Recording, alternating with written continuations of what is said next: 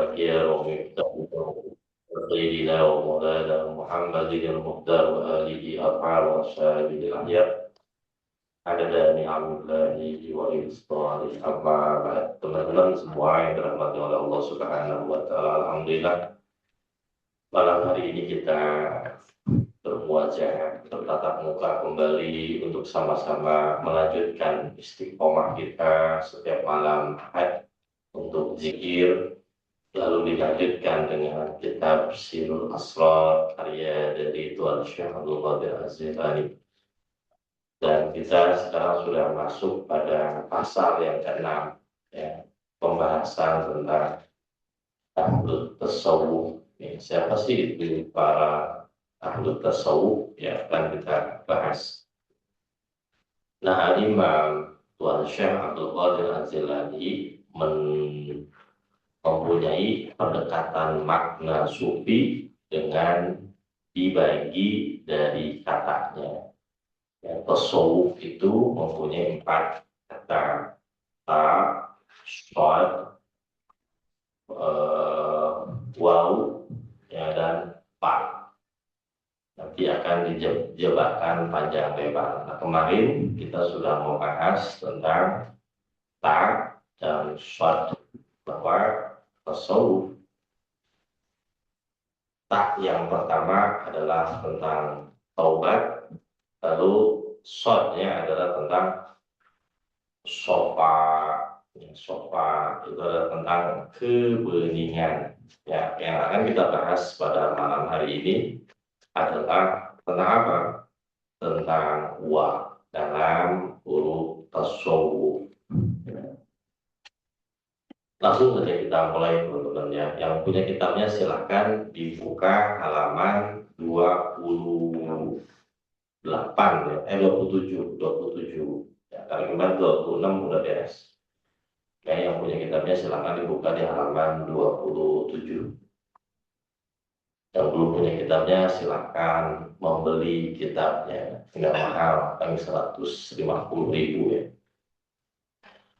Qala musannifu rahimahumullah wa nafa'ana biulumihi fid dharaini amin. Wal wawu, dan ada pun huruf wa dalam kata tasawuf.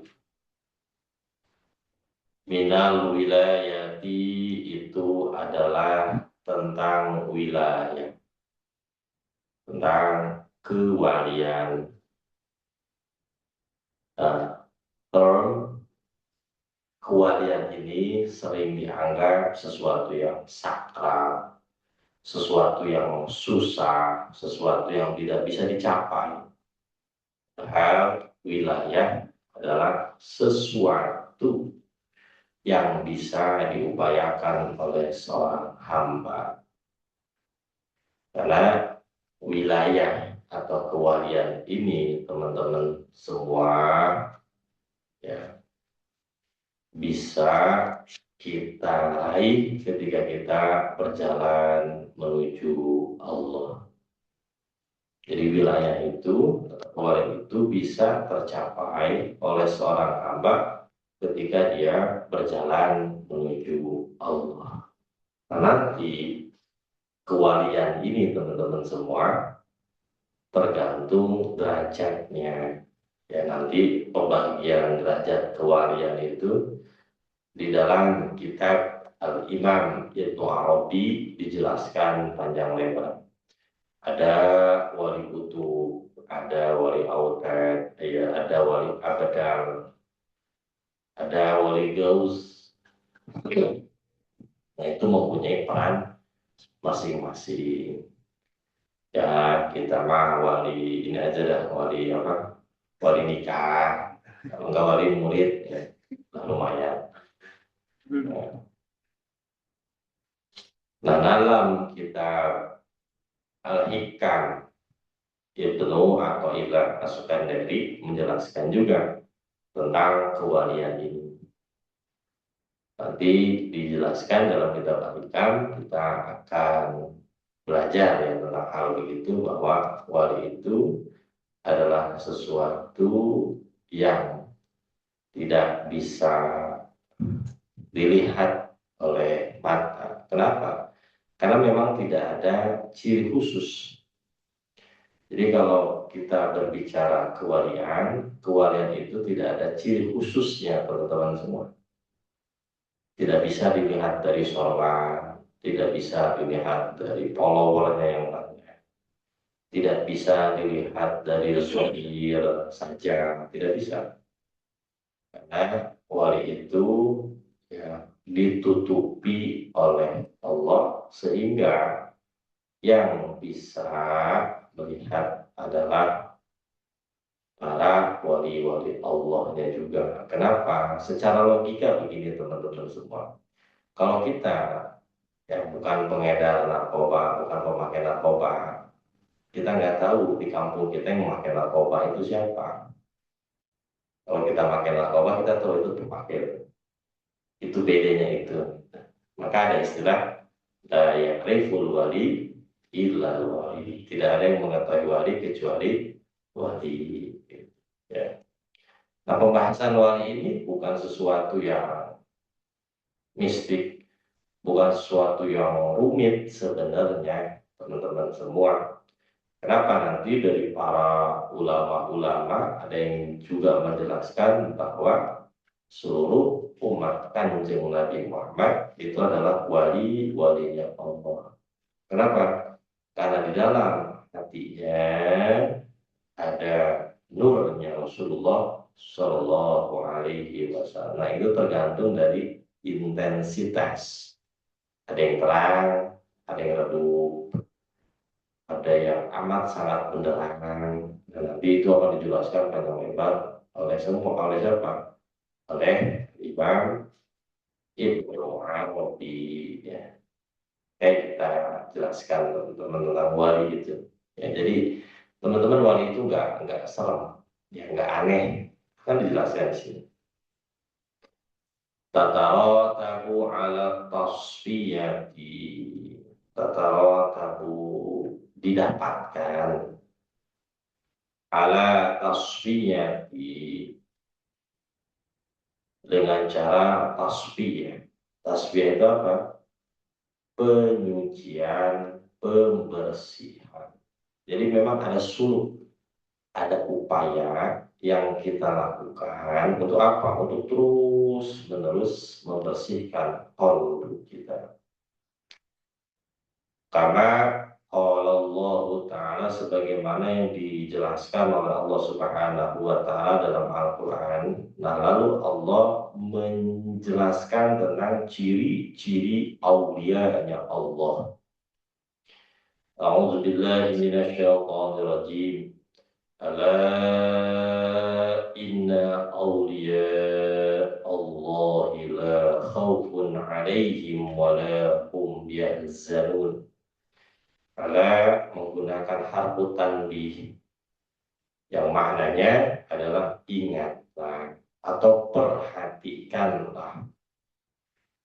Inna menggunakan harfu taukid, penekanan. Artinya tidak mungkin lepas dari sini ya. Aulia Allahi, para wali-walinya Allah, la khaufun, tidak ada khauf, ketakutan, alaihim, pada diri mereka, wala hum yahzanun, dan tidak ada kesedihan. Teman-teman semua, dari ayat ini kita bisa mengambil ibrah, memetik pesan penting bahwa para kekasih-kekasihnya Allah itu tidak ada sedikit pun ketakutan pada diri mereka dan tidak ada kesedihan. Nah, takut dan sedih ini produk apa, teman-teman? Produk pikiran. Ya, para aulianya Allah itu adalah mereka yang sudah mampu melihat, mendengar dengan pandangan yang jelas, dengan penglihatan yang jelas, dan menapak pada realitas saat ini tidak terkait dengan pikiran dan perasaan. Itu para aulianya Allah. Jadi para aulianya Allah itu adalah mereka yang tidak berjarak dengan realitas sehingga menghasilkan kondisi batin, di sini senang, di sana senang, di mana-mana hatiku senang. Itu para aulianya Allah. Jadi kalau teman-teman pengen melihat para aulianya Allah, cirinya apa? Cirinya adalah mereka tidak sedih dan juga tidak takut. Kenapa? Karena mereka sudah mampu menguasai pikirannya. Mereka sudah keluar dari fata morgana. Mereka sudah keluar dari bayangan menuju realitas. Sehingga dirinya tidak lagi diliputi oleh khauf dan tidak diliputi lagi oleh kesedihan. Jadi aulianya Allah ini teman-teman semua adalah mereka yang sudah keluar dari apa? Dari samsara.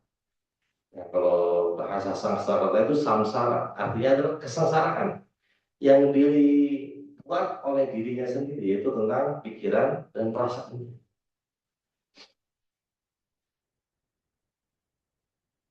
Nah, ketakutan ini senantiasa selalu ada dalam diri kita ketika kita memikirkan masa depan.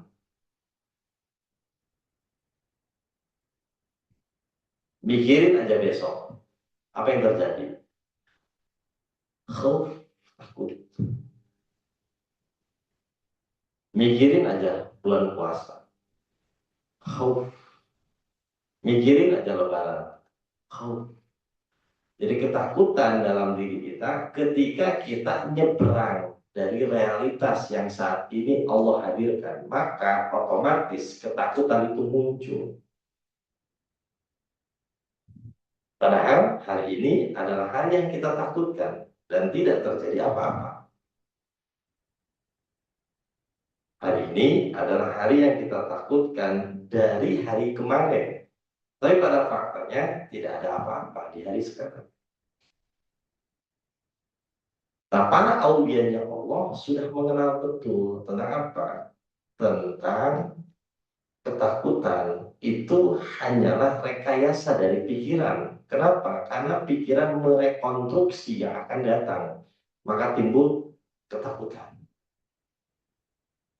Dan kesedihan ini hasil dari apa? Dari pengalaman-pengalaman yang sudah lalu. Jadi dari mana datangnya ketakutan? Ketakutan datang kepada diri kita karena kita mengalami sebuah kejadian di masa lalu dan kita takut terulang kembali. Timbul apa? Kesedihan. Timbul kekecewaan. Nah, kekecewaan itu pada akhirnya akan melahirkan kesedihan. Nah, para aulianya Allah sudah mampu membaca pikiran sebagaimana adanya.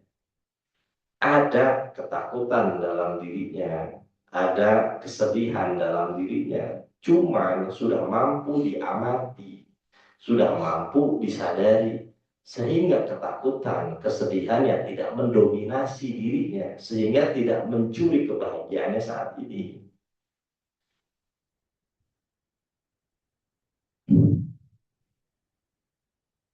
Karena kalau kita bergelut dengan ketakutan, terjebak oleh kesedihan, ketakutan dan kesedihan ini akan mendominasi diri kita sehingga bahkan kita beragama pun, bertuhan sekalipun, ini akan didominasi oleh ketakutan. Nah, biasanya kalau manusia beragama akan didominasi oleh ketakutannya, maka ketakutan ini juga yang akan dihadirkan dalam cara dia beragama, teman-teman semua. Akhirnya, agar orang lain patuh, agar orang lain merasakan apa yang dia rasakan, dia menyeberangkan kesedihannya kepada orang lain, menyeberangkan ketakutannya kepada orang lain. Maka ciri khas dari para aulianya Allah itu yang nuzurunal ummah bi'ainirah, melihat umat dengan mata yang penuh dengan roh, tidak menakut-nakuti, tidak menghakimi, tapi apa? Membebaskan. Sebagaimana Rasulullah SAW berharap umatnya semuanya masuk surga. Ya, jadi salah satu the big dream-nya Rasulullah adalah menginginkan seluruh umatnya ini masuk ke dalam surga. Nah, karena para aulianya Allah mendapatkan energi dari Rasulullah SAW, maka hati mereka terkoneksi dengan Rasulullah, sehingga ketika hati kita terkoneksi dengan Rasulullah, kita akan melihat sebagaimana Rasulullah melihat.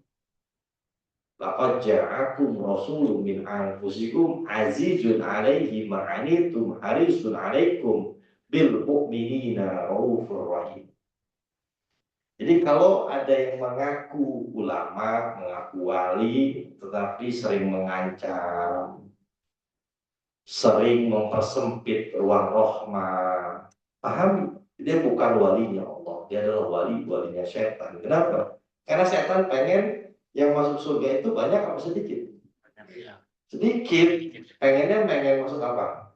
Neraka. Oh, berarti dia tersambungnya ke setan, bukan ke Rasulullah. Nah, setan itu apa sih? Setan itu sesuatu yang ada dalam diri kita, berupa apa? Pikiran kita sendiri. Karena ketika kita terkoneksi oleh pikiran, yang ingin benar hanya kita. Yang cuma masuk surga adalah kita, kelompok kita, ajaran kita. Itu ajaran setan. Nah, setan itu jangan dipahami di luar diri. Ketika kita membaca Qul a'udzu birabbin nas, malikin nas, ilahin nas, min syarril waswasil khannas alladzi yuwaswisu fi sudurin nas minal jinnati wan nas. Setan itu ada di dalam diri kita yang senantiasa membisik-bisikkan kepada kolbu kita. Berupa apa? Kedangkalan kita, berupa kepicikan kita, berupa kebodohan kita. Yang kita pengennya yang masuk surga kita doa. Yang lain yang sampai masuk surga. Nah, ini lahir dari apa sih? Lahir dari pikiran teman-teman. Pahami ini. Ala inna awliya Allah la khawfun alaihim wa lahum yahzanun, bahwa khauf adalah produk pikiran, ya. Khuznu atau kesedihan pun produk dari pikiran. Jadi para aulia Allah tidak lagi teridentifikasi kepada pikirannya, tapi yang teridentifikasi dengan kesadaran. Karena kesadaran tidak ada dalam pikiran, dan pikiran bukanlah kesadaran, dia adalah sesuatu hal yang berbeda. Nah, pikiran ini biasa terkoneksi dengan pengalaman, pikiran ini terkoneksi dengan rancangan masa depan. Nah, ketika kita merancang, timbul ketakutan. Ketika kita teridentifikasi dengan pengalaman, timbullah kesedihan. Para aulianya Allah teridentifikasi dengan apa? Dengan kondisi saat ini. Ketika kita berbicara kondisi saat ini yang teman-teman merasakan, itu yang dinamakan dengan kesadaran. Ya, kita lanjutin teman-teman. Wa natijatul walayati, dan buah dari kewalian, an yatakhallaqa, mampu berakhlak, yang mampu berakhlak, bi akhlakillahi ta'ala, dengan akhlaknya Allah. Jadi para kekasihnya Allah adalah mereka yang mampu berakhlak dengan akhlaknya Allah.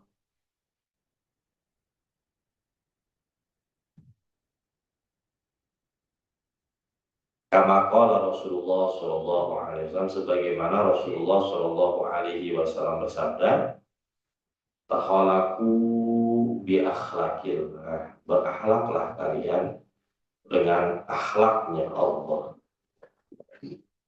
Dan akhlak yang utama yang muncul dalam diri seseorang ketika dia mampu berakhlak dengan akhlaknya Allah adalah yang menonjol Rahman dan Rahim.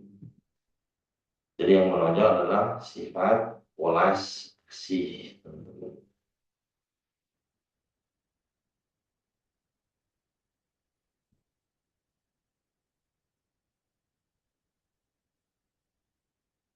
Yaitu tasifu, mereka bersifat bisifatillah, dengan sifat-sifatnya Allah. Patula basu, mereka dipakaikan khilaf sifatillah, pakaian sifat-sifatnya Allah. Ba'da, setelah khala'i, menanggalkan as-sifatul basyariyah, setelah menanggalkan atribut-atribut basyariyah. Ya, atribut basyar. Ya, basyar itu atribut kemanusiaan fisik dalam dirinya. Berarti teman-teman semua, untuk kita bisa dipakaikan atribut-atribut sifatnya Allah dalam diri kita, yang harus pertama kali kita lakukan adalah menanggalkan sifat-sifat basyariah. Yang sering dibahasakan oleh kita begini, ketika kita marah, kita sering accuse, yang wajar manusia kan gitu. Hah? Ya manusiawi, ya kamu manusia, boleh lah nangis, boleh kecewa, boleh sedih, boleh terluka, boleh dendam, boleh merasa kurang, dan hal-hal yang kita anggap adalah manusiawinya diri kita. Ternyata, teman-teman semua nih, ternyata untuk bisa dipakaikan pakaian sifat-sifatnya Allah dalam diri kita, yang harus pertama kali kita lakukan adalah menanggalkan, mencopot sifat-sifat basyariah. Nah, sifat basyariah itu kalau kita pahami saat ini yang dinamakan dengan apa? Alter ego. Kayak alter ego dalam diri kita. Ini harus kita copot-copot. Ini yang harus kita buang-buangin dalam diri kita. Nah, ini adalah proses suluk. Nah, ini yang dinamakan dengan proses suluk. Dari aku 3 menuju aku 2, dan aku 2 sampai kita memahami aku yang 1. Karena kalau enggak, teman-teman semua, karena kalau enggak, ya tidak mungkin. Ya, ibadah kita menggunakan pakaian 2 dalam satu badan, ya kan? Kalau kita ingin dipakaikan pakaian sifat-sifatnya Allah, kita harus menanggalkan sifat-sifat basyariah dalam diri kita. Nah, ini dinamakan dengan suluk. Kama kalau Allah Ta'ala, sebagaimana Allah Subhanahu wa Ta'ala berfirman fil hadisil qudsi, dalam salah satu hadis qudsi, "Idza, apabila ahbabtu, aku mencintai, abdan, kepada seorang hamba, untuk, maka aku menjadi, lahu, bagi hamba tersebut, sam'an, pendengarannya, wa basoron, penglihatannya, wayadan, dan aku menjadi tangannya, wa lisanan, dan aku menjadi lisannya. Tapi maka denganku Yasma'u, hamba tersebut mendengar. Wabi, dan dengan kula yubsiru, hambaku melihat. Wabi, dan denganku juga yaltisu. Yaltisu itu mengambil keputusan. Wabi, dan dengan kula yaltiku. Yaltik itu maknanya bisa berpikir, yaltik itu bisa bercakap, tapi kita artikan dan dengan kula dia berpikir. Wabi yamshi, dan dengan kula dia berjalan. Maksudnya apa teman-teman semua? Ketika kita sudah mampu keluar dari alter ego kita dengan cara kita bersuluk, lalu pada akhirnya yang menjadi pusat pertimbangan kita adalah qalbu, yang menjadi pusat pertimbangan kita adalah nurani kita. Maka ketika kita melihat, penglihatan kita adalah penglihatan ruhania. Pendengaran kita pun adalah pendengaran ruhania. Pengambilan keputusan kita adalah pengambilan dengan ruhania. Ketika kita berjalan pun, pengambilan kita jalan kemana mau kemana pun berdasarkan ruhania, bukan berdasarkan ego. Karena selama ini yang menjadi pusat pengambilan keputusan kita adalah ego kita. Untung apa enggak? Rugi apa enggak? Apa manfaatnya untuk saya? Apa faedahnya untuk saya? Adakah dengan saya melakukan ini bisa menaikkan leveling derajat saya di hadapan manusia? Ketika saya melakukan ini, apa manfaatnya untuk memvalidasi ego saya? Nah, ketika kita mampu keluar dari basyariah kita, maka yang menjadi sumber keputusan kita bukan lagi ego kita, tetapi apa? Ruhania. Yang menjadi sumber keputusan kita bukan lagi diri kita, tetapi sumber keputusannya adalah nurani. Teman-teman, Tuhan itu adalah singkatan tuntutan hati nurani. Maksudnya Tuhan, tuntutan hati nurani. Selama ini yang menjadi keputusan kita, kita berbicara, kita ngomong, kita melakukan ini dan itu, bukan Tuhan, bukan nurani kita, tapi apa? Ego kita. Ego, teman-teman, tipikalnya selalu berada dalam dualitas. Rugi apa untung? Berguna atau tidak? Selama ini kita hidup dalam kondisi seperti ini. Tidak menjadikan nurani kita sebagai apa? Sebagai peta dalam menjalani kehidupan. Kita menjalani kehidupan, petanya adalah ego. Ada sesuatu yang kita tuju, ada sesuatu yang kita capai, ada sesuatu yang kita inginkan. Kalau tidak sesuai dengan keinginan, tidak sesuai dengan harapan, oh no, ya, saya nggak mau. Ini terbukti teman-teman. Ya, sifat-sifat dasyariah dalam diri kita itu gini contohnya. Kita lebih senang diberi daripada memberi. Itu contoh dasyariah. Dan ini menjadi sebuah hal yang manusiawi. Bahwa manusia itu lebih senang dikasih apa memberi. Dikasih. Nah itu kita anggap manusiawi kan. Padahal itu nggak manusiawi. Kenapa kita anggap itu adalah sebuah hal yang manusiawi? Karena yang menjadi pusat edarannya apa? Nafsu. Itu. Padahal kalau kita berbicara tentang ruhani, antara diberi dan memberi itu sama-sama produk dari apa? Produk dari akal. Produk dari pikiran. Jadi kalau kita ingin melihat kita sudah berjalan belum dari manusiawi kita menuju ruhani, kita merasakan kebahagiaan yang sama ketika kita memberi. Ketika kita memberi, merasakan kebahagiaan yang sama ketika kita diberi. Ya, kita kita merasakan kenyamanan yang sama ketika kita memberi dari ya dan sama dengan kita diberi. Ada rasa yang sama, tidak berbeda. Ya, itu tanda-tanda kita sudah melewati apa? Sedikit banyaknya manusiawi kita.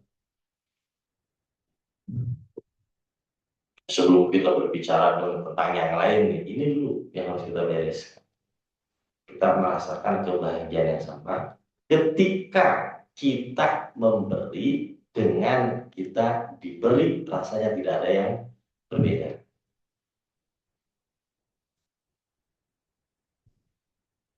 Nah, jadi teman-teman yang kita pahami tentang hadis kursi ini tuh tidak betul, apabila aku mencintai seorang hamba, maka aku menjadi pendengarannya, penglihatannya, menjadi tangannya, menjadi lisannya. Maksudnya apa sih? Keputusannya itu, pendengarannya itu, penglihatannya itu, semuanya berdasarkan nurani, bukan lagi berdasarkan ego. Akhirnya dia mampu melihat benang merah dari dualitas dalam kehidupan. Antara dia disakiti dan dicintai, dia melihat satu variabel yang sama. Bahwa dua-duanya adalah merupakan ujian. Dan dua-duanya juga bisa merupakan hikmah bagi orang tersebut. Ketika dia disakiti, kalau dengan disakiti dia mampu membawa dirinya kepada Allah, berarti ini adalah hikmah. Ketika dia dicintai, lalu dia melekat, terikat oleh orang itu, maka pada hakikatnya itu adalah azab itu sendiri. Nah, dia sudah mampu melihat dari dua perspektif yang berbeda, dari sudut yang lain, bahwa keduanya mempunyai garis merah yang yang menyatukan. Nah, ini tanda-tanda kalau kita sudah mau nyebrang ke daerah ruhaniah, teman-teman semua, kita mampu melihat dualitas dengan kacamata hakikat, bahwa dua-duanya bisa menjadi kebaikan ataupun bisa menjadi keburukan. Dan dia sudah tidak melihat pada dualitas itu secara temporal.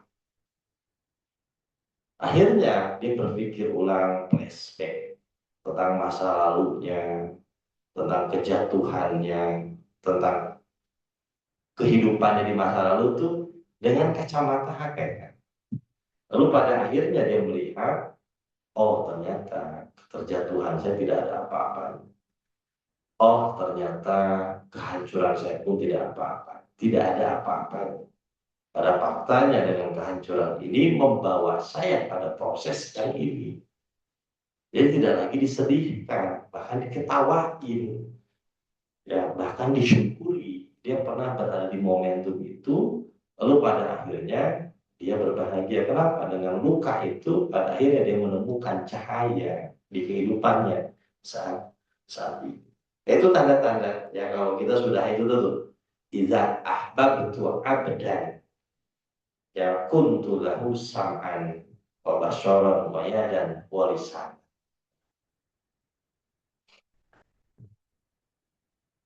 Fatahzibu, kemudian dia tahzib itu membersihkan atau membereskan mimma siwallahi ta'ala, segala sesuatu selain Allah.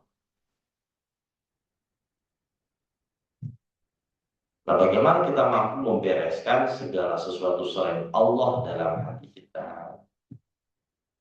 Karena pada prakteknya ada makhluk, pada prakteknya ada yang eksis. Nah, bagaimana kita mampu melihat dari yang eksis yang banyak ini, lalu kita nyahkan itu semua. Pada faktanya ada. Ini kan nggak mungkin ditiadakan. Ada Kang Wahidin, ada Udapen, ada Iseng, ada Mas Tembo. Semua ada ini pada faktanya. Nah, bagaimana patah tertipu itu? Maksudnya kita mampu melihat di yang banyak ini, kita relasikan kepada yang satu. Ini yang dinamakan dengan wahdatus syuhud, atau kita melihat dari yang satu kita relasikan ke yang banyak, atau kita melihat yang banyak relasikan kepada yang satu, yang dinamakan dengan kasratu fil wahdah, wahdah fil kasrah. Yang banyak ternyata merelasi kepada yang satu, dan yang banyak ini, tidak mungkin hadir kalau tanpa yang satu itu. Ini yang dimaksud dengan patah zihu. Nah, ini nanti konsepnya adalah jam'u wal farqu. Ya, al-jam'u wal farqu. Nah, itu cara untuk membersihkan segala sesuatu selain Allah, bahwa segala sesuatu selain Allah ya sebenarnya tidak ada, yang ada adalah Allah, yang nyata adalah Allah, semuanya adalah manifestasinya Allah, semua adalah tajadinya Allah. Allah mempunyai nama Ar-Razzaq, yang maha memberikan rezeki. Nah, dari nama Ar-Razzaq ini teman-teman semua, maka Allah memanifestasikan hamba-hambanya yang butuh rizki kepada Allah. Allahu yarzuqu may yasha' bi ibadihi. Dan Allah adalah zat yang maha memberikan rezeki bi ibadihi kepada hamba-hambanya. Nah, kalau kita sudah mampu melihat tentang segala sesuatu yang hadir ke alam dunia itu adalah manifestasinya Allah, lalu kita akan melihat segala sesuatunya itu sebenarnya tidak ada, yang ada adalah Allah. Nah, nanti dari sini baru lahir konsep apa? Konsep akhlak. Karena segala sesuatunya itu adalah manifestasi Allah Subhanahu wa taala. Maukah kita menyakiti orang? Maukah kita menipu orang? Maukah kita mengkhianati? Kenapa? Karena semuanya adalah manifestasinya Allah Subhanahu. Kadang-kala kita hanya melihat manifestasinya Allah pada sesuatu yang indah, pada sesuatu yang baik. Ada orang baik, alhamdulillah, Tazali Ar-Razzaq hadir kan gitu. Tapi bisakah kita melihat manifestasinya Allah pada orang yang nyebelin, pada orang yang membenci kita, pada orang yang memusuhi kita, pada orang yang memfitnah kita? Bisakah kita melihat Allah bermanifestasi pada orang tersebut? Agak sama. Agak benar. Agak benar. Berarti cinta kita kepada Allah itu bertepuk sebelah tangan. Kita hanya ingin dicintai oleh istri kita ketika istri kita baik, ketika istri kita moodnya sedang bagus.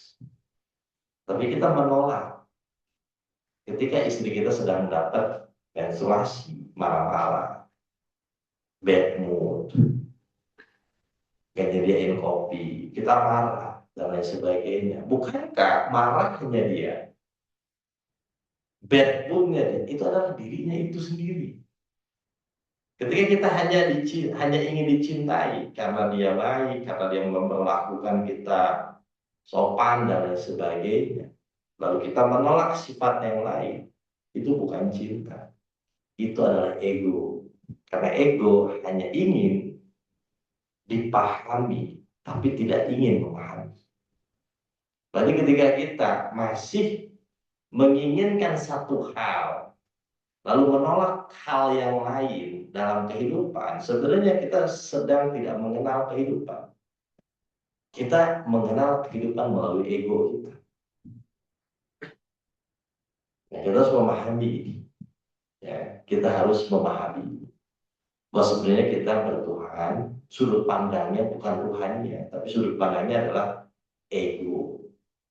Kita hanya ingin ditajalikan an-nafi', tapi kita tidak siap ditajalikan abdor.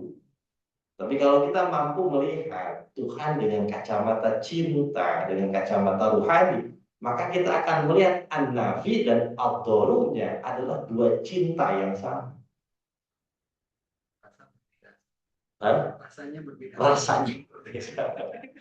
Tapi ada dua cinta itu sendiri. Jadi adalah dua cinta itu sendiri. Di an-nafinya atau di al-durunya. Di al-man'unya ataupun di al-ato'an.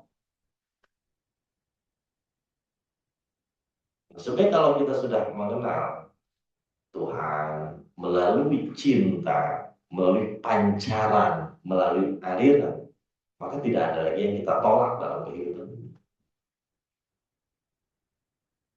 Maka tidak ada lagi yang sedang kita singkirkan dalam kehidupan ini. Karena semuanya ternyata adalah manifestasinya Allah Subhanahu wa Ta'ala. Yang kadang kita ini teman-teman semua mencintai Allah ketika Allah sedang memberikan an-nafi. Kita tuh picky eater. Picky eater. Ya, kalau ada makanan enak begitu. Nggak enak, oh ini manusiawi. Nah itu penyebabnya. Anda nggak bisa usul karena mengatakan ini manusiawi. Maka kata Tuhan Syekh Abdul Qadir Al-Jilani, ya fata labasu khilla al-sifatillahi ba'da khal'i sifatul basyari. Anda akan dipakaikan ya sifatnya Allah ketika apa? Anda sudah mampu menanggalkan sifat basyariyah dalam diri Anda. Kita sering ngomongnya gitu kan. Ya, maklum lah manusia pengennya kan enak-enak aja.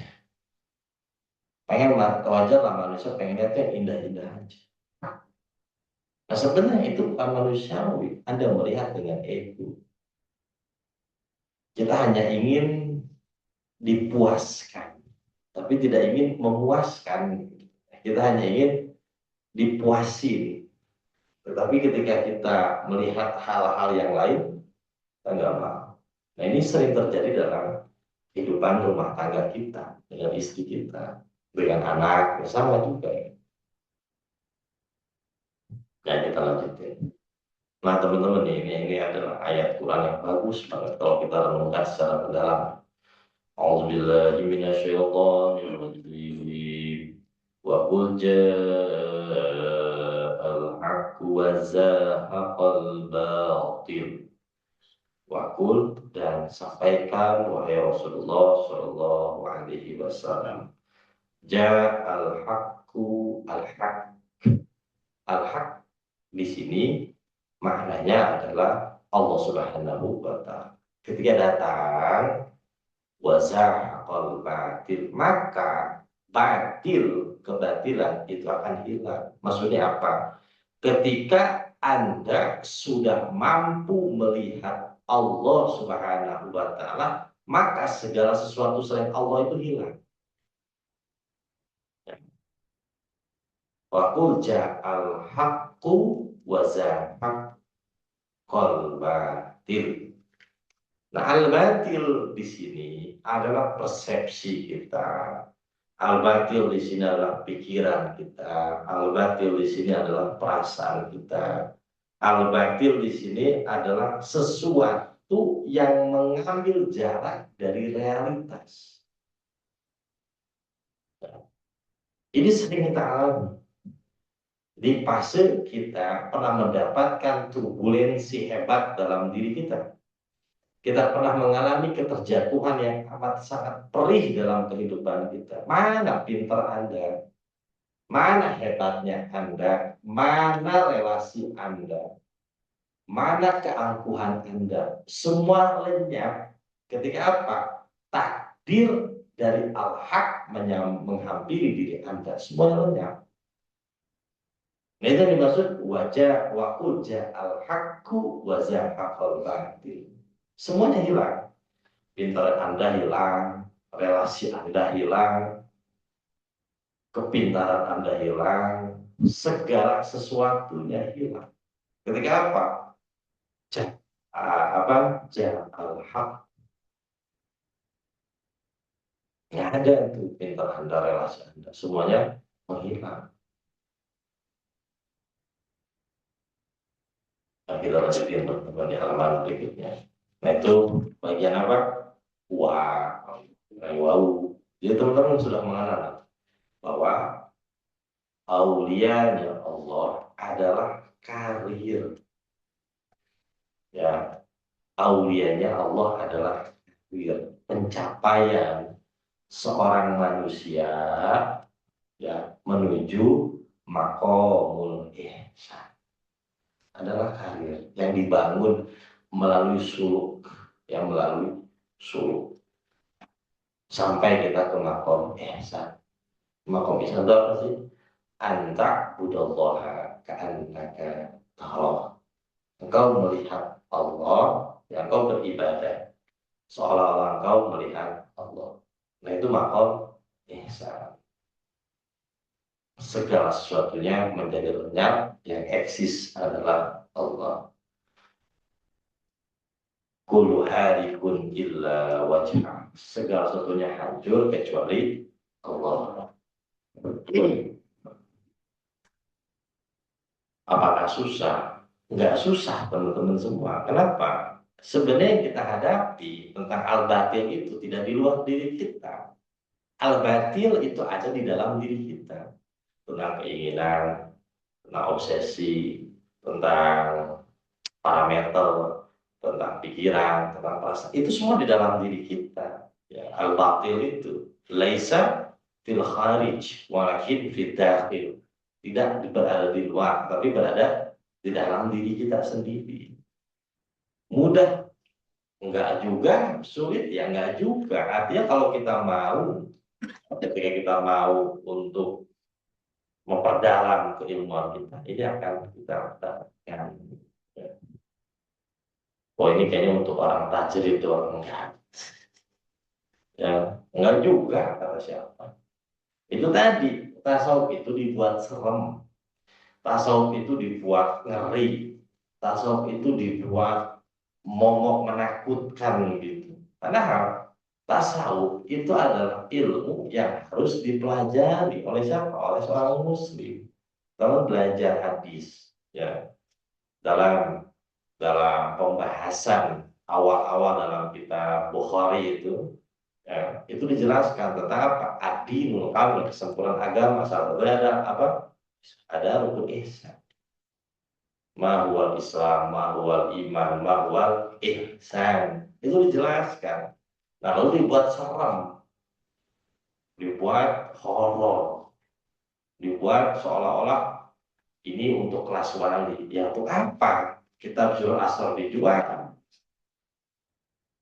Buat apa kita hikam dijual? Buat apa kita Ihya Ulumuddin dijual? Kalau yang boleh mempelajari itu wali. Wali nggak perlu belajar, teman-teman. Dicetak biar apa? Biar dipelajari. Berarti kitab-kitab kayak gini untuk wali apa untuk kita? Calon wali. Ya untuk kita. Calon wali. Logikanya simpel. Lalu dibuat horor gitu. Dibuat menakutkan, dibuat mistis ketika kita belajar hal begini. Surul Asr, oh jangan belajar sebelum mencapai umur 7.000 tahun. Yang belajar kayak gini nanti gila. Justru kalau kita nggak belajar ini kita gila. Gila dunia, gila makhluk, gila jabatan, gila validasi. Gila gitu itu teman-teman. Nah, ketika ingin disadarkan nggak mau. Kenapa? Karena kita melekat dengan kegilaan itu dan kita merasa tidak gila.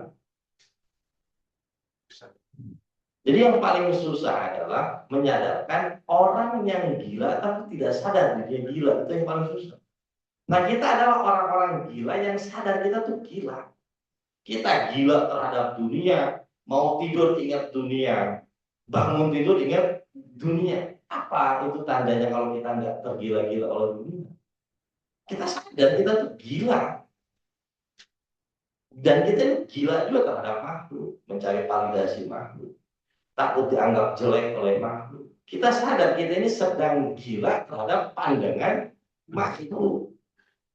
Sadar kita tuh sedang gila. Masih mending kita ini adalah orang gila. Sadar kita ini gila dan kita ingin sadar gitu, agar tidak terjebak oleh kegilaan ini. Karena kalau kata Maulana Rumi, manusia itu mabuk dan pasti mabuk. Ada yang mabuk karena dunia, ada yang mabuk karena Tuhan. Dan kita tinggal milih mau mabuk karena dunia atau mabuk karena Tuhan. Orang yang mabuk karena dunia, diomongin masalah duit aja dia sudah terbayang-bayang, terngiang-ngiang. Padahal kita belum ada. Cuma itu lah. Besok datang ke Madrid, saya akan membagiin yang datang itu 100 juta. Udah ada kebahagiaan. Duitnya ada belum? Mendengar namanya saja, membayangkannya saja, kita sudah ekstase gitu kan.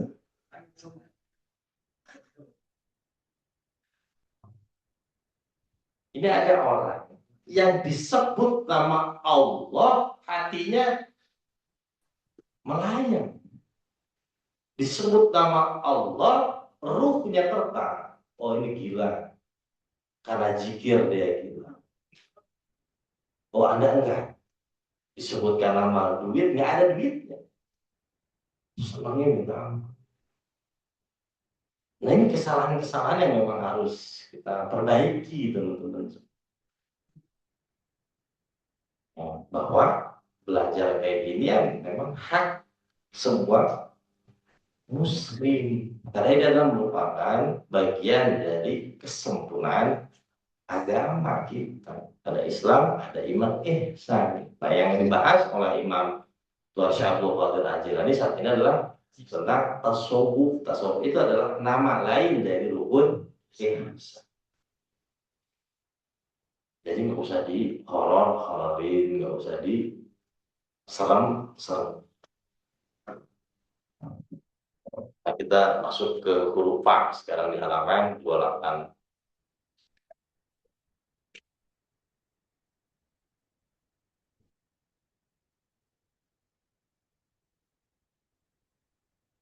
Mau belajar tasawuf prakteknya susah. Belajar apapun yang susah prakteknya. Belajar komputer yang susah apa? Prakteknya. Belajar matematik, kita tahu rumus segala macam. Prakteknya yang sulit. Kalau tasawuf mungkin praktek dulu baru Anda belajar. Oh iya. Apa sih? Nah, kita lanjut. Jadi nggak ada celah untuk tidak belajar tasawuf.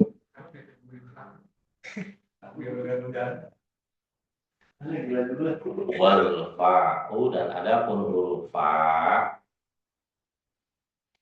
Wahwa al fana fillah. Dia adalah fana fillah. Apa itu fana? Fana itu adalah pupus. Fana itu adalah lenyap. Fillah di dalam Allah. Ada nanti fana fillah. Ada fana ubillah.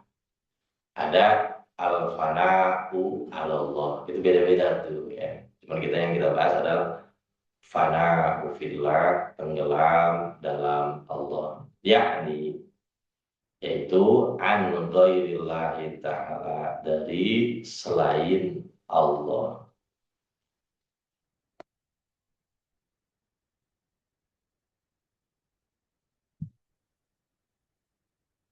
Yang dia lihat, yang dia dengar, yang dia rasa, semuanya adalah Allah. Kayak teman-teman gini, sih gampangnya gini. Ya fana itu sering juga diserem-seremin. Padahal dia konsep yang amat sangat make sense. Ketika Kak Ewin kerja di perusahaan, punya rumah, punya mobil, ya punya jabatan, ditanya, kamu punya mobil ini dari mana? Kak Ewin akan ngomong apa? Udah di atasan saya. Ini punya mau rumah dari siapa? Dari perusahaan saya. Kamu punya jabatan tinggi dari siapa? Dari bos saya. KLB berarti sedang panah apa tuh? Panah bos. Nggak panah itu. Ya kan gampang kan? Ketika teman-teman ditanya, nafas ini nafas siapa? Nafasnya Allah. Mata ini matanya siapa? Matanya Allah. Telinga ini telinga siapa? Telinganya Allah. Kamu jalan, jalannya punya siapa? Punya Allah. Berarti ketika kita ngomong seperti itu, tandanya kita sedang apa? Fana fillah. Ketika teman-teman kerja di perusahaan ini bakal ngomong begitu. Punya mobil, punya bos saya ini mah. Kamu punya rumah dari siapa? Dari bos saya. Kok ketika kita ngomong ini semuanya adalah Allah, milik Allah, kok disangkain gila? Kok disangkain halu? Yang waras yang mana? Yang waras.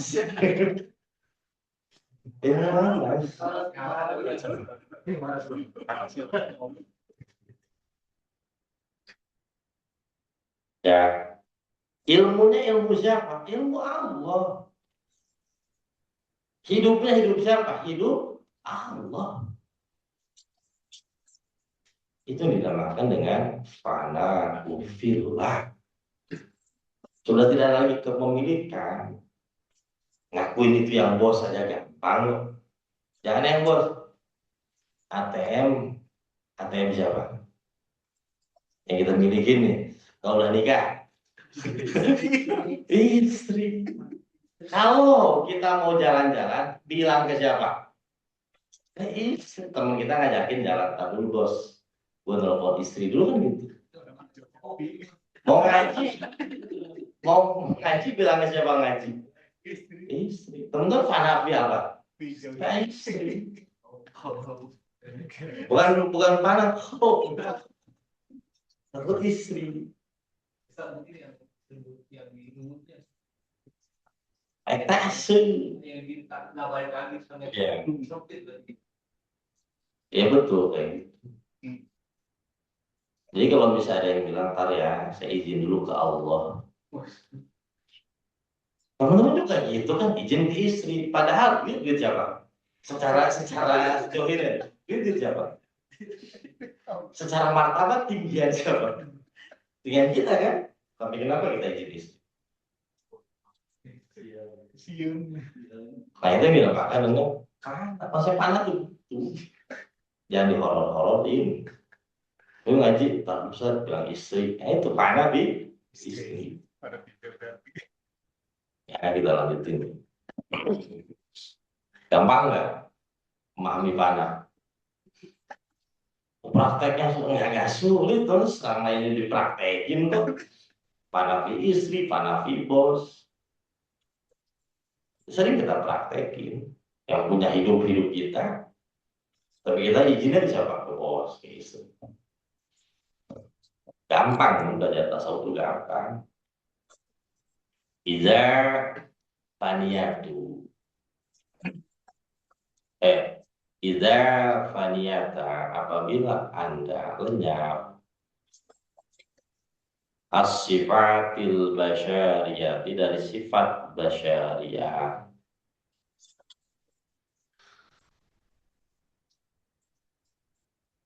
Ini panah dalam sifat basyariyah. Basyariyah itu dinamakan dengan apa? Dinamakan dengan totalitas wujud.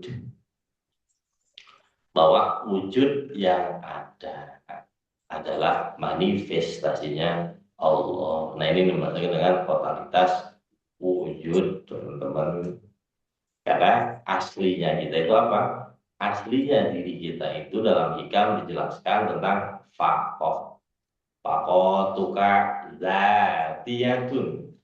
Kekosongan adalah merupakan inherent bagi Anda. Sesuatu yang nempel terus-menerus. Ya. Nah, ini yang dinamakan dengan totalitas wujud. Baqiyatis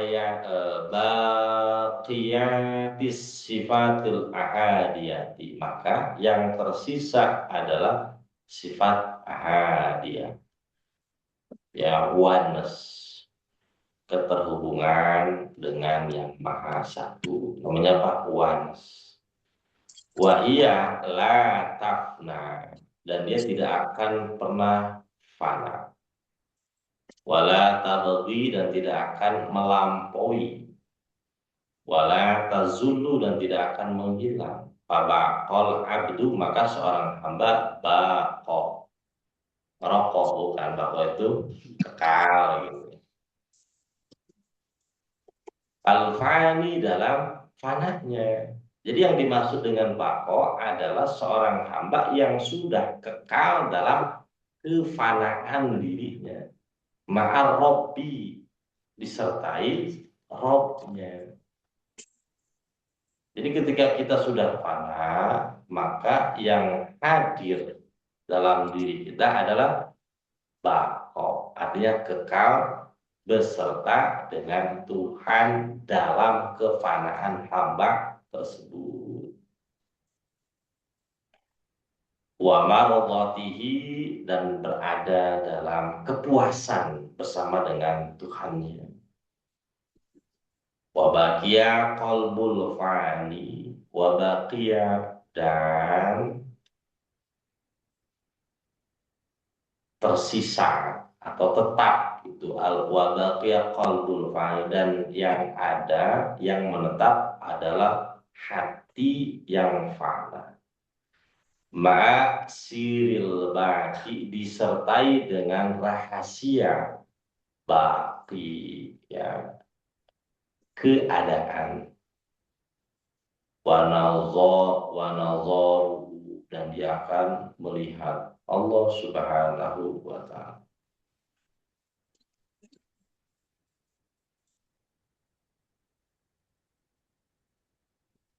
Kama qala Allah Ta'ala, sebagaimana Allah Subhanahu wa ta'ala berfirman. Nah, sebelum masuk ke sana teman-teman semua. Nah, ketika kita berada dalam kondisi ini, ya, kondisi bako dalam kepanahan kita, abadi dalam kepanaan kita, maka kita akan masuk pada makom tajrid. Jadi makom tajrid dan asbab yang pernah kita bahas dalam kitab hikam itu mempunyai level yang berbeda kalau kita bahas dari sudut pandang lain. Bahwa tajrid dan asbab, tajrid itu untuk kolbu Anda, asbab itu untuk zohir Anda. Anda sibuk bekerja, tapi kolbu Anda tajrid, lepas, tidak terikat oleh apa? Oleh asbab-asbab itu. Jadi tajrid untuk hati Anda, asbab untuk zohir Anda. Ini dimaksud dengan fana wal baqo dalam hal ini. Jadi semuanya bisa tajrid, bisa asbab. Ini tidak ada kaitan dengan apa? Tidak ada kaitan dengan kerjaan. Gitu. Dan ini harus dilakukan oleh kita. Hati kita itu adalah tajrid. Kama qala Allah Ta'ala, sebagaimana Allah Subhanahu wa ta'ala berfirman, kullu syai'in halikun illa wajhah. Segala sesuatu, syai' di situ adalah ma syiwallah. Halikun itu lebur, hancur, illa wajhah, kecuali wajahnya.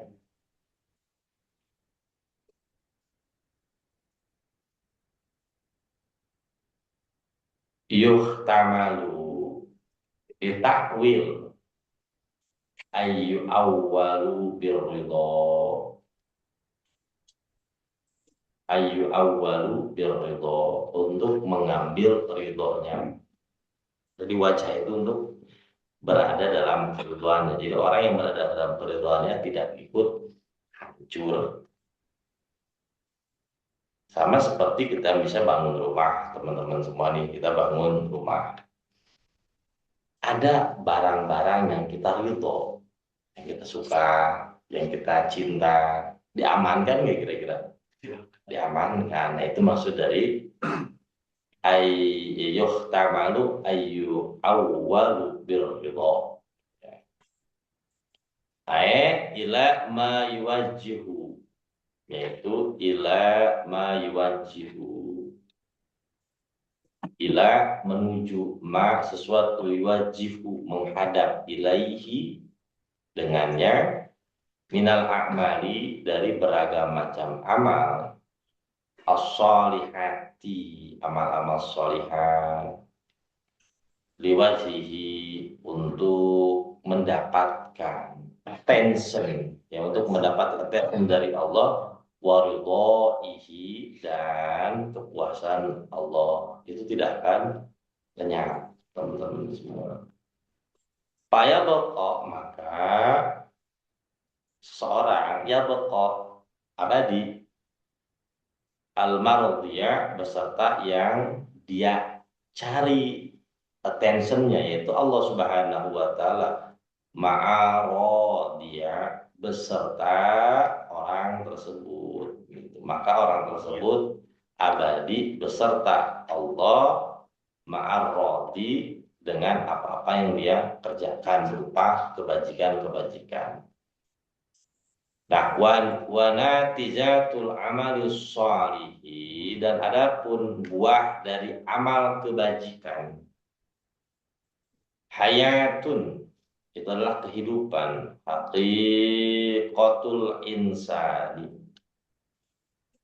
ya, hayat kehidupan, hayatul insani kehidupan, hayatul haqiqat, hayatu haqiqatu, ya, hidup dalam realitas. Al-insanu manusia. Al-musamma yang dinamai dengan apa? Bitiflil ma'ani, dengan tiflul ma'ani. Jadi buah dari kebajikan yang dilakukan oleh manusia, maka dia akan mendapatkan kehidupan yang bernapas dengan apa? Dengan realitas. Menari dengan realitas. Nah, ini dinamakan dengan tiflul ma'ani. Seperti anak kecil melihat segala sesuatu itu sebagaimana adanya, sederhana.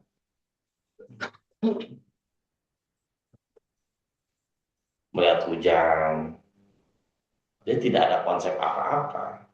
Dia akan menari dengan hujan. Dia melihat badut, dia tidak ada konsep apa-apa. Dia bermain dengan badut tersebut. Dia berantem dengan anak, dengan temannya, dengan kakaknya, dengan adiknya. Di saat itu harus berantem. Tapi setelahnya, ketika semuanya membaik, tidak ada apa-apa, tidak ada dendam. Nah, itu yang dimaksud dengan hayatun haqiqatul insan. Manusia sudah mampu menapak pada realitas dirinya yang Allah hadirkan melalui kehidupan. Dan kehidupan itu amat sangat sederhana. Yang membuat hidup tidak sederhana adalah pikiran kita sendiri. Nah, pikiran itu nanti mempunyai cabang yang begitu banyak. Nah, cabang-cabang dari pikiran itu kita namai dengan keinginan, kita namai dengan parameter, kita namai dengan kesedihan, kita namai dengan kekecewaan, kita namai dengan harapan, kita namai dengan segala bentuk yang tidak nyaman.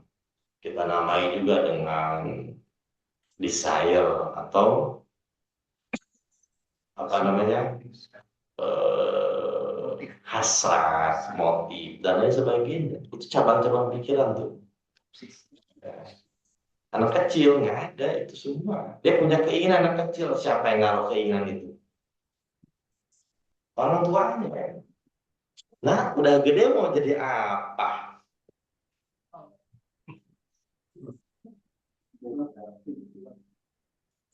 Nah, kalau nanti kamu jadi ustadz ya, kayak ayah, yang nanamin itu siapa?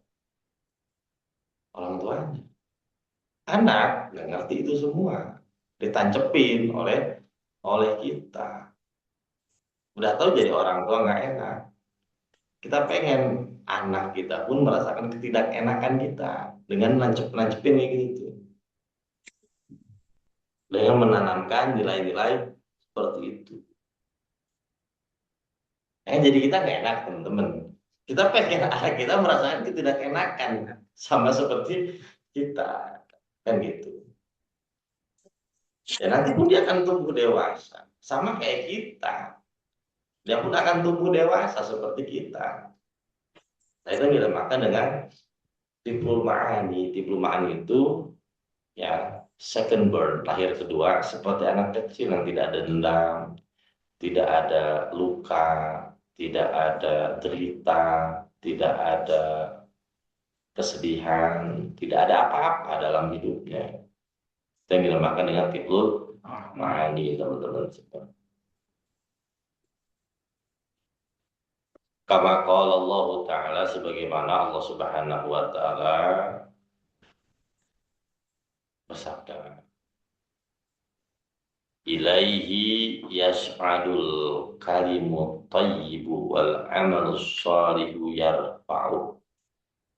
Ilaihi, dengan Allah, yas'adu al kalimu at-thayyibu, perkataan-perkataan baik, yas'ad, naik, wal amalus shalihu yarfa'uhu, dan amal kebajikan yarfa'uhu, ya itu pun akan dinaikkan.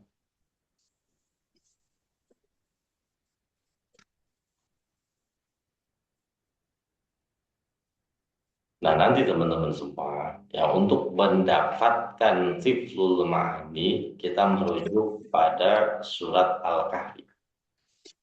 A'udzubillahi minasyaitonirrajim. Faman kana yarju liqa'a rabbih fal amalan shalihan wala yusrik bi ibadati rabbih ahada. Barang siapa yang ingin berjumpa dengan Tuhannya, maka dia harus melakukan dua hal.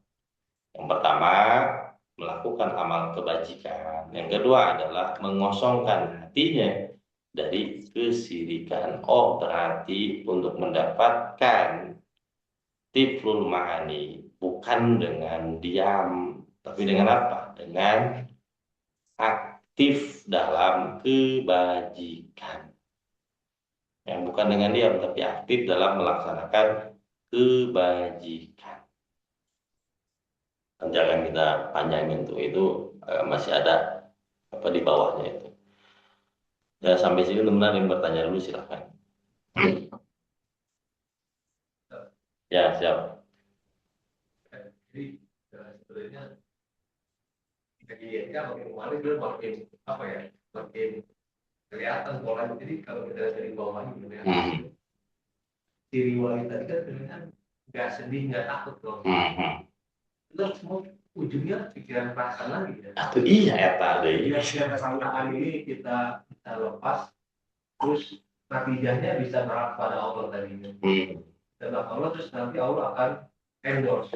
Ya, Tadi alamnya segala macam ya, terus nanti bisa Indonesia masih Allah spesifik.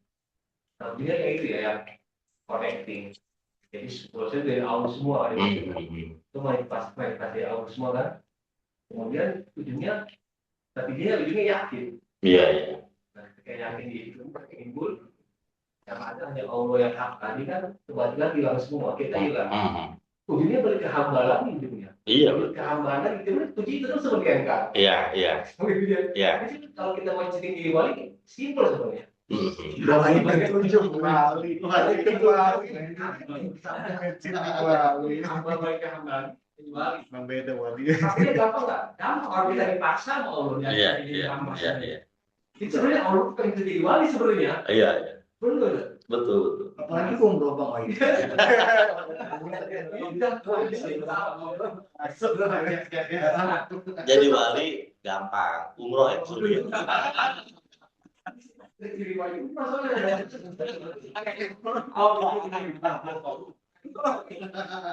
Yang sering gagal, Ustaz. Jadi ketika tadi kita bicara desire tadi ya, nah ini kayak kamarnya khawatir ketika nyaman tenang ini di share-nya bisa dari ego kan, jadi ketika ada emosi khawatir takut ini ada rasa nyaman, rasa ini maka di share-nya itu ego, jadi masih ada yang dituju ini kayak khawatir Batal dulu kalau Bali. apa kan sebenarnya Iya. berarti kita taklid lagi sebenarnya udah jadi ibaratnya di aku aja lah jadi ini bisa nggak sih lahir nyaman itu lahir dari ego sebenarnya Bisa.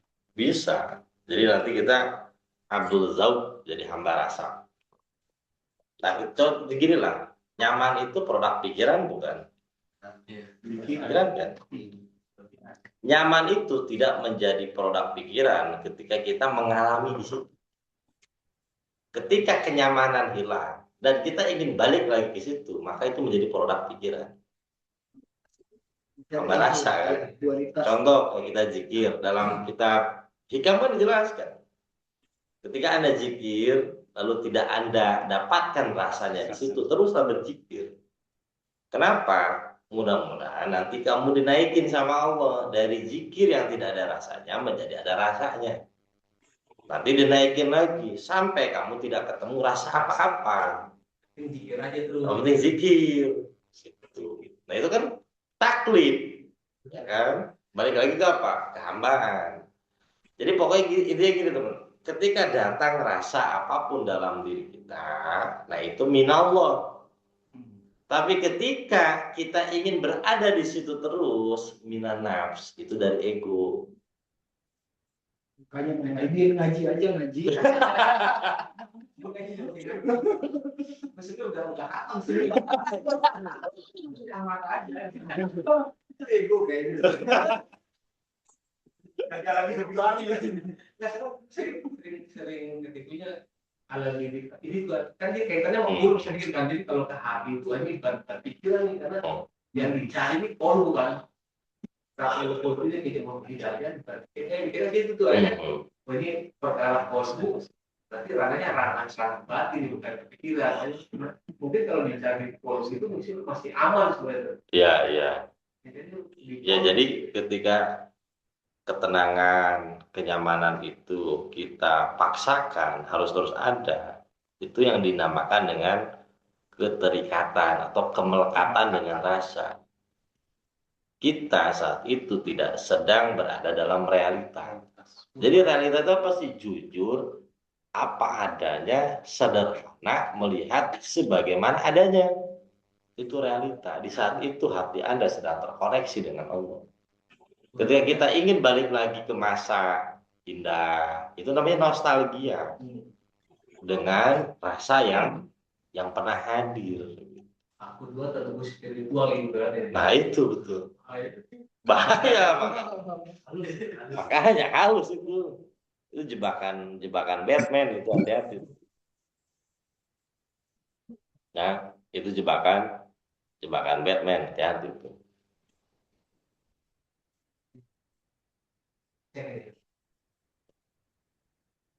Kita sholat nggak nyaman, nggak tenang, jangan fokus ke rasa itu masih sesuatu yang datang dan pergi, berarti itu bukan sesuatu yang harus kita cari. Yang ada selamanya adalah kenyataan itu. Al-haq itu adalah kenyataan. Rasa imdad ya. Imdad aliran. Karena di sana satu udah ini mau jalan-jalan ini mah natijah aja, tapi kita nungguin natijah. Iya. Nah itu kan berarti tidak jujur terhadap diri sendiri. Baik lagi belajar belajar spiritual, belajar tasawuf adalah belajar jujur terhadap diri sendiri ketika kita tidak nyaman. Ya, jujurlah dengan ketidaknyamanan itu. Tapi harus jujur juga dengan kenyamanan yang saat ini Allah berikan. Kadangkala kita tidak jujur dengan rasa ini. Kita pengennya masih terpaut dengan ketidaknyamanan itu. Kayak teman-teman pernah terluka di masa lalu. Saat ini Allah memberikan banyak hal kebahagiaan. Lalu yang kita pikirkan masa lalu yang penuh dengan ketidaknyamanan itu berarti kita sedang tidak jujur dengan kenyataan kita gitu. Nggak fair. Enggak fair. Allah ngasih begitu banyak nikmat yang kita pikirkan keterjatuhan kita, kesakitan kita, berarti kita sedang tidak jujur.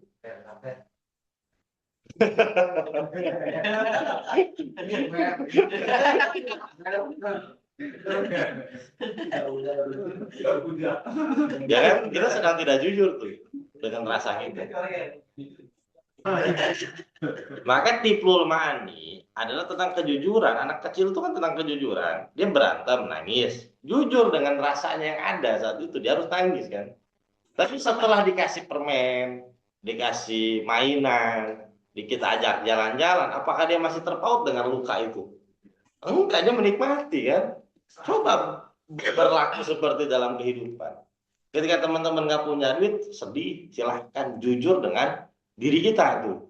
Tapi ketika Allah sudah memberikan duit, hilangkan ketakutan nggak punya duit. Karena saat ini faktanya kita punya duit. Dan kita kan nggak jujur. Takut nggak punya duit lagi, akhirnya kita pelit. Nggak jujur namanya. Kata Allah sih bener itu sih ya. Bisa diatur semua. Itu kan Imam. Sebentar jadi hamba. Ketika kita takut sebenarnya kita sedang tidak jujur. Kenapa? Saat kita takut, kita masih melihat realitas saat ini dengan kacamata masa lalu. Nggak jujur kan? Maka belajar jujur terhadap diri kita sendiri. Itu penting. Allah menghadirkan apa, itu yang harus kita respon. Jangan terpaut dengan luka lama kita, traumatik kita, dengan nostalgia kita di masa lalu. Jujurlah dengan kondisi kita saat ini. Nah, itu yang kita maksud dengan tiplul ma'ani. Sesimpel itu teman-teman, tiplul ma'ani itu. Kan kita pernah jadi anak kecil kan? Kecuali kita langsung tiba-tiba gede, saya ngomong tiplul ma'ani, nggak bisa. Kan pernah ngerti mana? Pernah kecil kita, pernah ngalamin masa-masa itu, masa-masa terjujur dalam kehidupan kita itu. Nah, ketika kita tidak jujur, berarti ada sesuatu yang sedang kita bangun, validasi. Yang sedang kita bangun ego, yang sedang kita bangun apa? Parameter yang ingin kita tuju. Nah, ya saat itu kita tidak jujur. Kenapa? Ada kondisi ideal yang ingin kita capai. Saat ini akhirnya tidak lagi merupakan kenyamanan.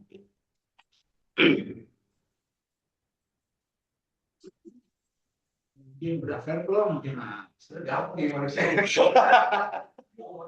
kan kita pernah. Iya. Kalau kita punya kita dulu pernah nggak punya Iya, itu. makanya belajar tasawuf itu untuk apa sih? Kembali. Berarti kan kita pernah di situ. Namanya kembali, bukan sedang menuju ke kan gitu. Tapi kembali. Maka suluk kita adalah tarku, meninggalkan yang bukan nature-nya kita untuk kembali ke nature-nya kita. Ya, ke alamiahnya kita. Nah, wali itu adalah mereka yang melihat segala sesuatu dengan pandangan alami.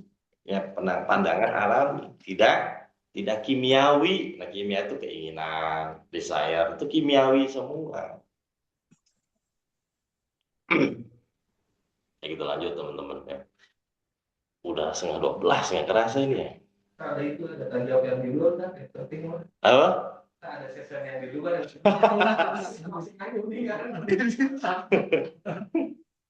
Ya, teman-teman di Zoom ada yang tanyakan di Zoom. Ada yang ditanyakan yang di Zoom. Apa aja saya? Just. Ya teman-teman belajar jujur terhadap diri sendiri. Maka teman-teman nih, dalam surat An-Nisa itu kan, minan nabiyyin wasiddiqin. Siddiq itu apa artinya? Jujur. Wasyuhada adalah ahli musyahadah. Wassalihin, orang yang baik. Level kedua setelah nabi itu apa? As-siddiqin, orang yang jujur. Bahwa Allah saat ini memberikan nikmat, nikmati sama kita. Tidak terprovokasi oleh sesuatu yang lalu. Gitu. Itu jujur namanya. Pokoknya teman-teman, penyakit batin itu lahir dari apa? Lahir dari ketidakjujuran. Udah gitu aja. Ria itu lahir dari ketidakjujuran. Sum'ah lahir dari ketidakjujuran. Al-haikdu, dengki, iri terhadap orang lain itu juga lahir dari ketidakjujuran. Ya kita lanjutkan lagi teman-teman nih. Fakulu, maka setiap amalin, setiap amal yakunu yang terjadi li ghairillahi ta'ala yang ditunjukkan kepada selain Allah fihi di dalam amal tersebut syirkatun itu adalah syirkah, ada syirkah itu apa? Ada syarikat, ada kemusyrikan. Jadi setiap amal yang kita lakukan bukan untuk selain Allah, untuk citra diri, untuk kepentingan, untuk keinginan, untuk desire, untuk menutupi luka dan lain sebagainya. Itu adalah syirkah. Nah, syirkah itu bukan sesuatu di luar diri kita. Sebenarnya berada di dalam diri kita. Nah, alter ego yang kita suguhin tuh sholat kita, ternyata kita sedang suguhin kepada siapa? Alter ego. Karena kita ingin terlihat soleh. Nah, untuk soleh itu gimana sih? Kan ada kosmetiknya tuh. Sholat itu kan kosmetik kesolehan kan. Zakat itu pun kosmetik kesolehan. Zikir bisa nggak jadi kosmetik kesolehan? Bisa. Tasbih 10.000. Tasbih 10.000, wirid, bahkan umroh segala macam itu bisa jadi kosmetik kesolehan. Untuk apa? Mempersoleh ego kita. Dan kita terus menerus persembahkan. Nah, itu yang dinamakan dengan syirkatun. Bahwa maka dia adalah halikun, dia adalah kehancuran diamalihi untuk pelaku dari kebajikan tersebut. Faiza maka apabila tamma sempurna al-fana'u yaitu fana, maka apabila telah sempurna apa yang sempurna al-fana'u fananya fihi di dalam dirinya hasola maka akan menghasilkan al-baqa'u. Baqo itu apa? Kekekalan fi alamil kurbati dalam alam kurba, dalam alam kedekatan, keintiman. Kama qala Allah Ta'ala sebagaimana Allah Subhanahu wa taala berfirman, A'udzubillahi minasyaitonir rajim. Fi maq'adi sidqin 'inda malikim muqtadir. Fi maq'adin, fi maq'ad di tempat duduk maq'ad itu. Sidqin kejujuran. Inda malikim muqtadir ya. Berserta bersama di hadapan malikin muqtadir, raja yang memiliki takdir. Wahwa makomul ambia, ini adalah makom derajat para ambia wal auliya'i dan para aulianya Allah. Bi alamil lahuti dalam alam lahut, di alam lahut. Kama qala Allah Ta'ala sebagaimana Allah Subhanahu wa taala berfirman, wa kunu ma'as-shadiqin dan hendaklah kalian terus menerus beserta dengan orang-orang shadiq, orang-orang yang benar, ya, benar ucapan, benar apa yang dirasa, jujur terhadap apa yang sedang terjadi gitu. Karena teman-teman kalau nggak jujur, kita kategorinya apa sih? Kategorinya adalah i'tirad, denial. Jadi orang denial itu apa sih? Orang yang sedang tidak jujur. Allah ngasih nikmat, masih terpaut oleh masa lalunya yang penuh dengan yang penuh dengan penyiksaan, yang penuh dengan keterjatuhan. Dia ingin kembali ke masa lalu itu. Padahal saat ini lebih baik. Ya. Dia ingin kembali ke masa sedang tidak jujur. Gitu. Ini penyakit semua manusia, teman-teman. Mau itu yang ngomong kesadaran, mau yang ngomong hakikat, mau yang ngomong tasawuf. Penyakitnya ini.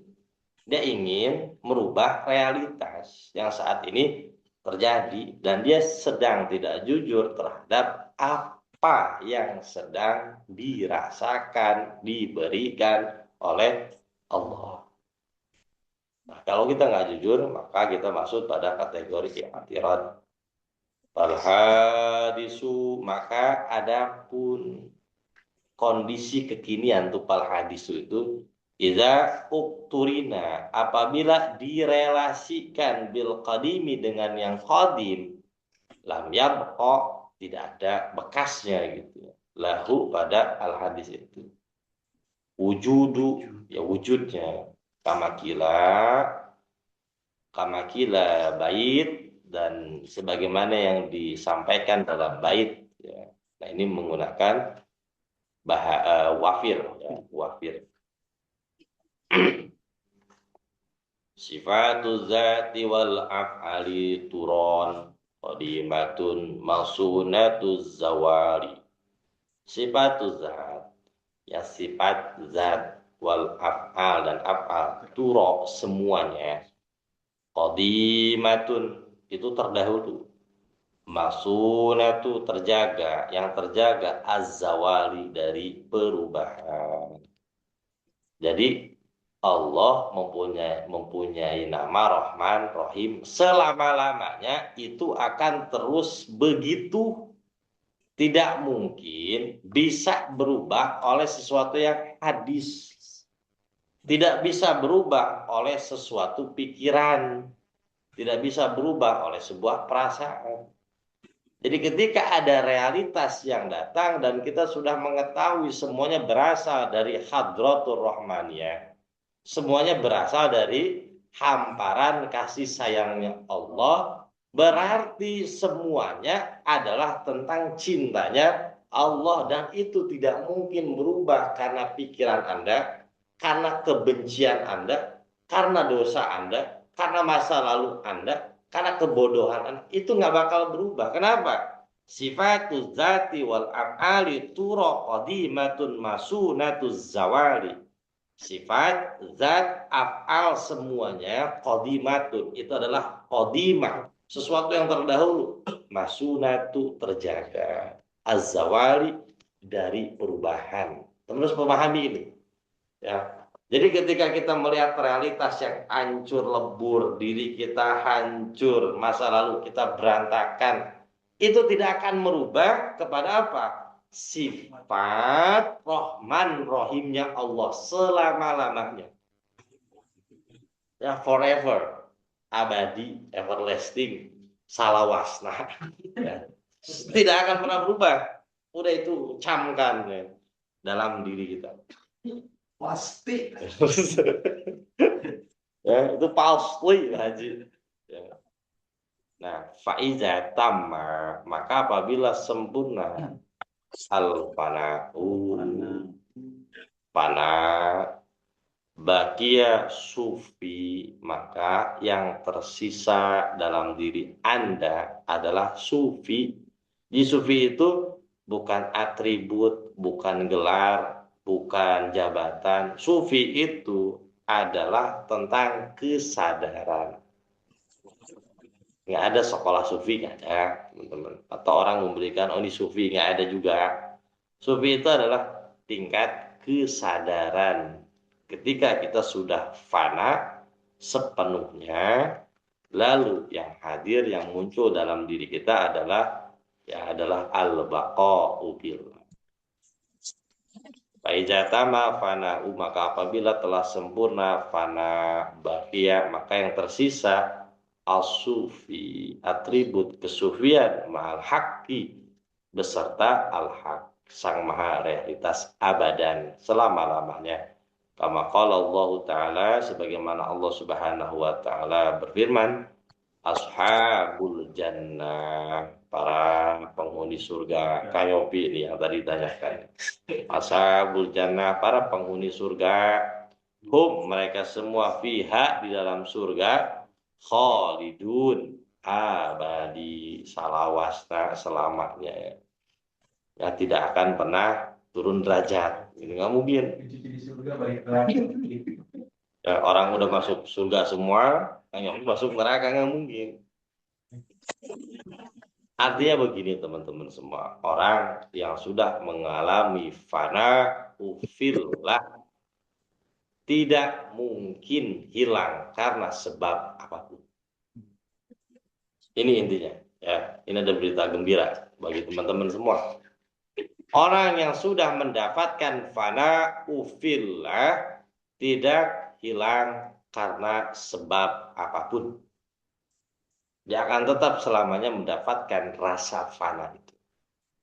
Sekali teman-teman mendapatkan rasa fana, semuanya lebur, semuanya tidak ada, yang eksis adalah Allah.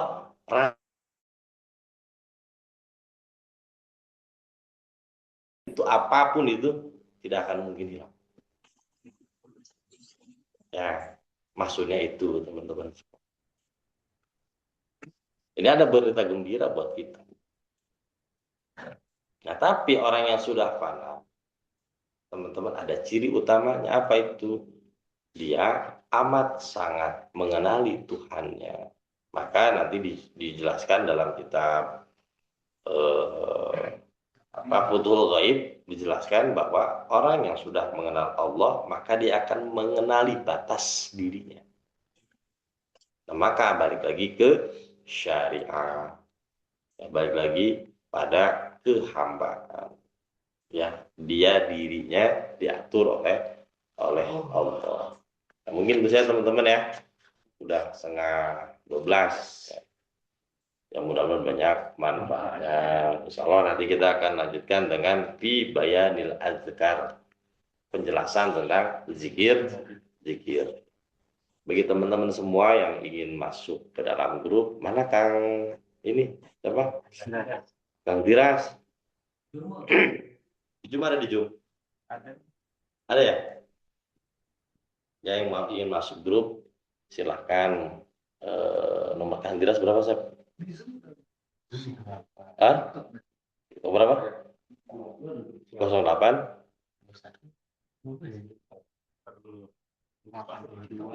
berapa?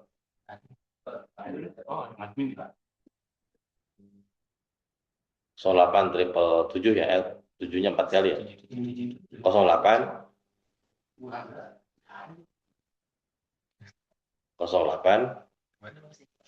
0838 lah 733 44 369 tuh nomor saya aja tuh teman-teman. Ya, nomor saya aja tuh.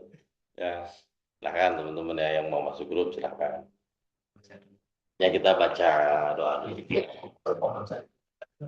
Allahumma shalli wa sallim wa barik ala sayyidina Muhammad wa ala ali sayyidina Muhammad. Bismillahirrahmanirrahim. Alhamdulillahirabbil alamin. Hamdan yuwaffi ni'amahu wa yukafi mazidah ya rabbana lakal hamdu kama yanbaghi li jalali wajhikal karim wa li 'azimi sultanik. Allahumma shalli wa sallim wa barik ala sayyidina Muhammad wa ala ali sayyidina Muhammad salatan tunzina biha min jami'il ahwali wal afat wa taqdilana biha min jami'il hajat wa tudahhiruna biha min jami'is sayyi'at wa tarfa'una biha indaka ala darajat وتبلغنا بها الغايات من جميع الخيرات بحياة وبعد الممات برحمتك يا أرحم الراحمين. اللهم اغفر لنا ذنوبنا ولوالدينا ولأولادنا ولأحبابنا ولمشايخنا بالله تعالى ربنا ظلمنا أنفسنا وإن لم تغفر لنا وترحمنا لنكونن من الخاسرين. لا إله إلا أنت سبحانك إنا كنا من الظالمين. ربنا يا الله آتنا في الدنيا حسنة وفي الآخرة حسنة وقنا عذاب النار. بفضل سبحان ربك رب العزة عما يصفون وسلام على المرسلين والحمد لله رب العالمين. Ibadah Allah lijah Allah lagi sunnah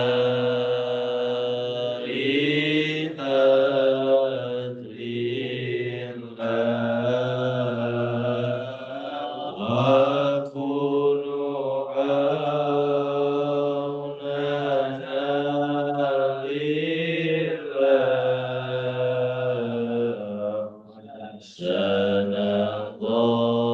sanallahu bi fadlillah wa ya Allah wa ya Anja wa ya Sadat wa ya Abah wa antum ya ulil albab ta'ala wansuru lillah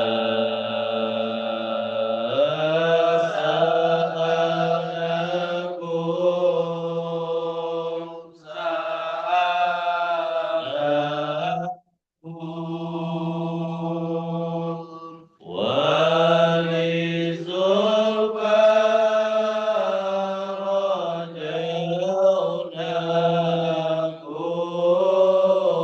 rajaunakum wa bi amrin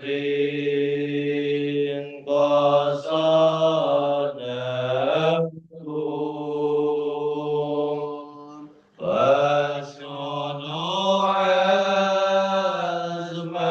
azmakum lillah ya Rabbi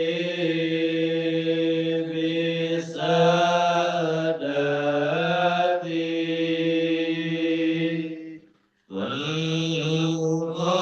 والغقي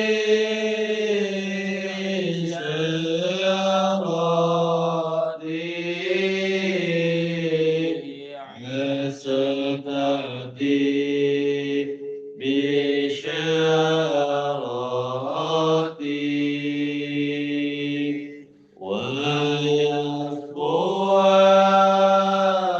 ويصفواتنا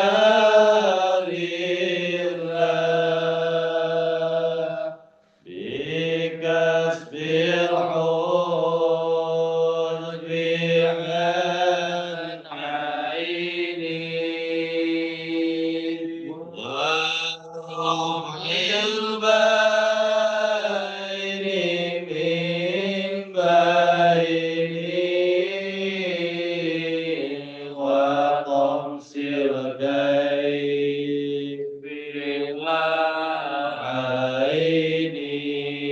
عيني بنور الوادي يا الله صلاة الله مولانا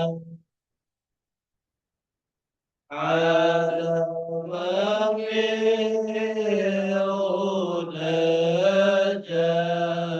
نجانا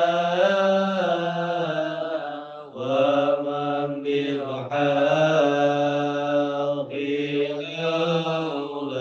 أولانا شافع الحق عند الله على النبي صلاة الله على شفيع سلام الله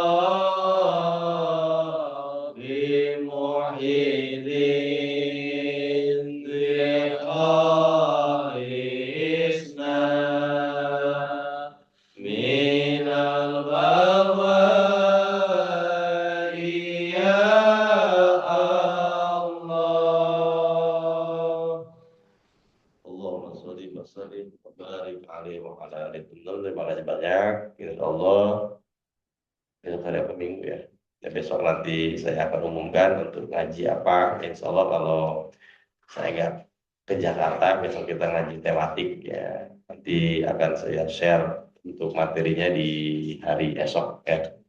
Ya, teman-teman terima kasih banyak. Wallahul muwaffiq ila aqwamit thoriq. Wassalamualaikum warahmatullahi wabarakatuh. Waalaikumsalam warahmatullahi Banyak wabarakatuh. teman-teman ya.